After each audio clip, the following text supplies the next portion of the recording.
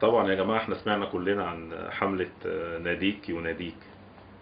عايزين نلموا من الناس هنا في مصر 10 مليون عشان الباشا عايز يجدد عشان يلعب، و20 مليون الباشا يجدد عشان يلعب عارفين. المهم بلاش نتكلم كتير.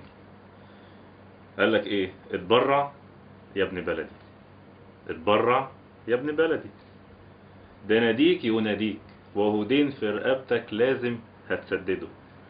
ما تلموا الكام مليون من بعض، في لعيبة هيجددوا. يا غلابة فلوسكم فين؟ الدفع يا عالم فوري. والله انتوا حرين، الاهلي هياخد الدوري، بلا دوري وكاس بلا هم.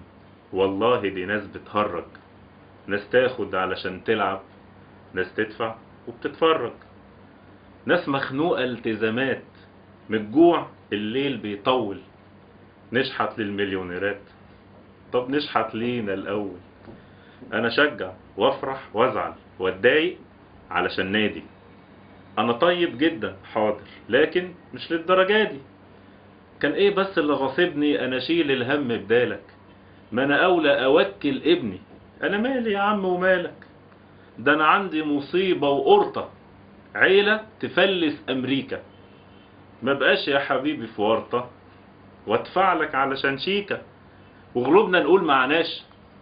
لا واللي يغيظك برضو، ندفع او ما دفعناش الدوري الاهلي بياخده.